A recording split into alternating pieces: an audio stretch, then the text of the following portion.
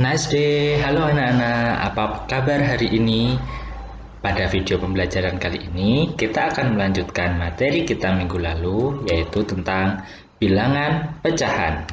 Nah, ini adalah materi matematika kelas 4 dan akan dibahas bersama Pak Putra, SD Alam Anak Prima. Nah, namun sebelum Pak Putra lanjutkan, jangan lupa untuk like, komen, dan subscribe. Tak lupa juga Pak Putra ingatkan untuk menyalakan lonceng notifikasinya. Nah, kita akan memulai tentang bilangan pecahan ini untuk materi menyederhanakan pecahan dan jenis-jenis pecahan. Oke, langsung saja kita mulai. Yang pertama tentang menyederhanakan pecahan. Minggu lalu kita sudah belajar tentang cara menemukan pecahan senilai. Ada yang masih ingat? Nah, caranya kemarin dengan mengalihkan pembilang dan penyebutnya dengan bilangan yang sama. Nah, untuk menyederhanakan pecahan, bagaimana ya caranya? Langsung saja kita mulai dengan gambar ini. Ada yang tahu? Kita menyebutnya nilai pecahan dari gambar ini berapa? Kalau yang ini, ada yang tahu? Oke, yang di sebelah kiri pecahannya bernilai 1/2. Sedangkan yang di sebelah kanan bernilai 3/6. Nah, coba kita lihat dan kita amati baik-baik. Apakah kedua gambar ini mempunyai nilai pecahan yang sama? Nah, bagaimana jika yang sebelah kiri Pak Putra ubah menjadi seperti ini? Apakah nilainya sama dengan 3/6? Ya, nilainya sama, 3/6. Lalu, antara 1/2 dengan 3/6 yang bawah, apakah gambarnya sama? Ya, jika kita amati, gambarnya sama, bentuknya juga sama. Nah, di sini berarti 1/2 dan 3/6 merupakan pecahan senilai. Di gambar ini tadi kita sudah memahami bahwa 1/2 dan 3/6 adalah pecahan yang senilai. Lebih mudah digambarkan yang 1/2 atau yang 3/6? Ya, tentunya lebih mudah yang 1/2. Dan 1/2 lebih sederhana daripada 3/6. Bagaimana cara menyederhanakannya? Langsung saja. Nah, di sini tadi kita sudah menentukan suatu nilai pecahan yaitu 3/6 dan menjadi 1/2. Nah, ini cara menyederhanakannya yaitu 1/2 itu kita peroleh dari 3/6 yang pembilang dan penyebutnya sama-sama kita bagi 3. Hasilnya menjadi 1/2. Jadi, suatu pecahan dapat disederhanakan dengan cara membagi pembilang dan penyebut dengan bilangan yang sama.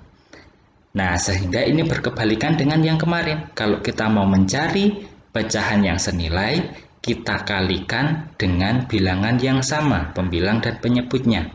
Nah, sekarang untuk menyederhanakan, kita bagi dengan bilangan yang sama antara pembilang dan penyebutnya.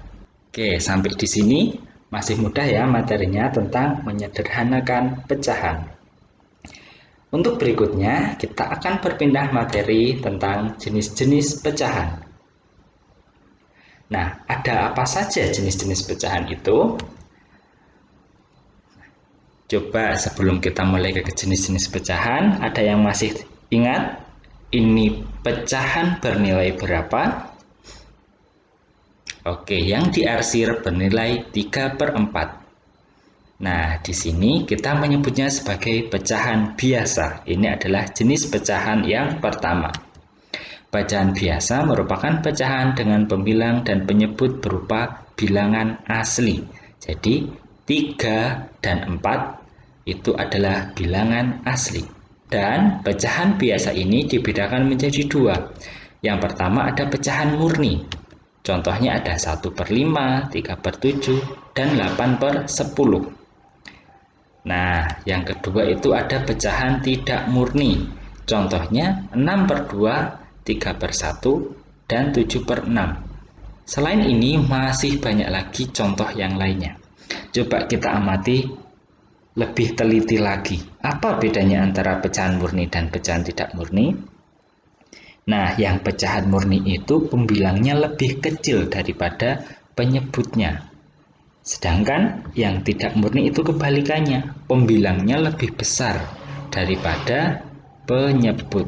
Nah, jadi pecahan murni memiliki pembilang yang lebih kecil daripada penyebut. Sedangkan pecahan tidak murni memiliki pembilang yang lebih besar daripada penyebut. Oke, untuk berikutnya, ada yang tahu ini gambar jeruk jumlahnya ada berapa?